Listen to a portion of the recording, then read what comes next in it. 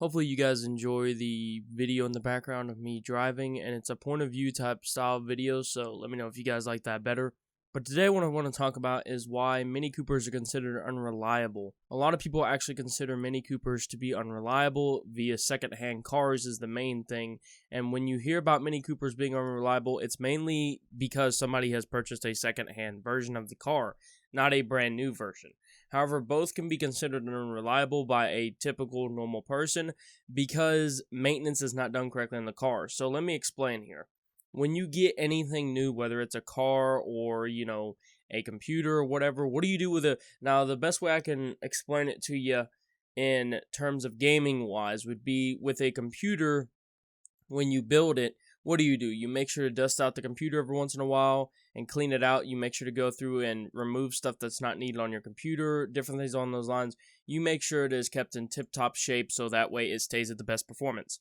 Well, it turns out that when you compare the statistics, more people who buy Mini Coopers are just casual drivers who just want to have a little car to drive versus people who actually want to take care of the car. Now, there's a difference between just a casual driver who just wants to drive and not worry about, car maintenance or anything.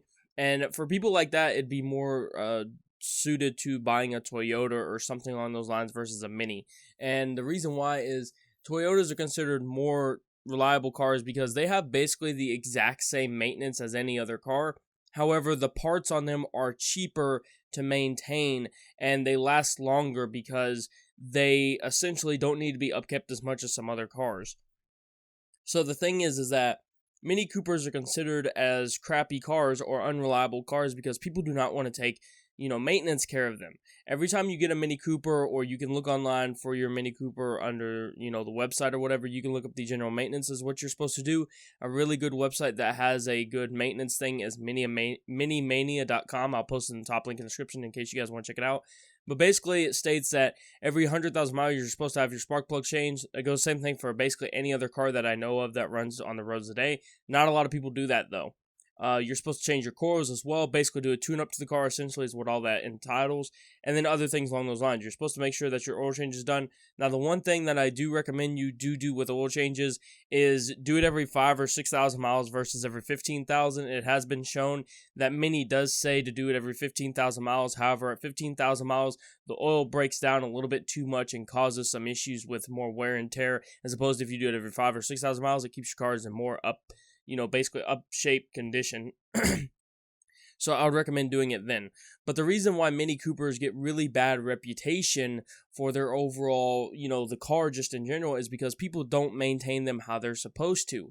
And when you buy something that you want to last long, you generally upkeep the maintenance. A lot of people buy cars and, they're not wanting to last them for a long time, but they're just like, I'll get this car and then eventually get a better car eventually or whatever. So it's something along those lines. But you have to upkeep the maintenance of your car. You got to change the oil, you got to change the oil filter, and that just goes for just in general with anything. If you have an Xbox, you got to make sure to clean it out, keep clean everything along those lines.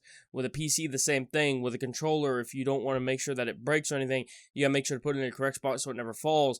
Different things along those lines. You got to make sure to maintain and upkeep your stuff if you want it to work the way you're supposed to have it to work when you initially get it.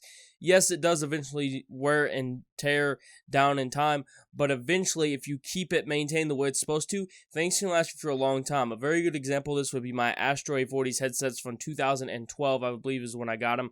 These things still work to this very day. The only reason they're not working right now and why I don't use them is the aux cord on them has actually messed up.